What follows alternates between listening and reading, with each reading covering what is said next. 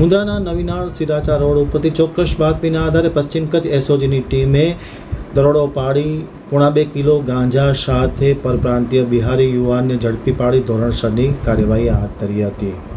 હવે જોઈએ કુકમા આમતક ન્યૂઝ બ્યુરોમાંથી પુનિત ઠક્કરનો એક વિસ્તૃત અહેવાલ। કુકમા પંચાયતની જે પાણીની ઓરડી છે તેમાં ધોળા દિવસે પણ 3 લાઇટ ચાલુ રહેતા અનેક પ્રકારના સવાલો ઊભા થયા છે। ખાસ કરીને ભુજ તાલુકાની કેટલીક ગ્રામ પંચાયતો આર્થિક સંકળામણ અનુભવી રહી છે, ત્યારે કુકમા પંચાયતની સ્થિતિ ખૂબ સારી છે, વહીવટ પણ ક્યાંક ને ક્યાંક સારો છે, પરંતુ ગઈકાલે વરસાદની સિઝનમાં કુકમા પંચાયતના બોરની ઓરડીની 3 લાઇટ દિવસે પણ ચાલુ જોવા મળી હતી। જવાબદારી કોની છે એ નક્કી કરવાનો સવાલ ઊભો થઈ ગયો છે। ખાસ કરીને વાલમેનને આ જવાબદારી સુપ્રત કરવામાં આવતી હોય છે, પરંતુ ક્યાંક ને ક્યાંક વાલમેનની બેદરકારીના કારણે આ દિવસે 3 લાઇટો ચાલુ રહી ગઈ છે।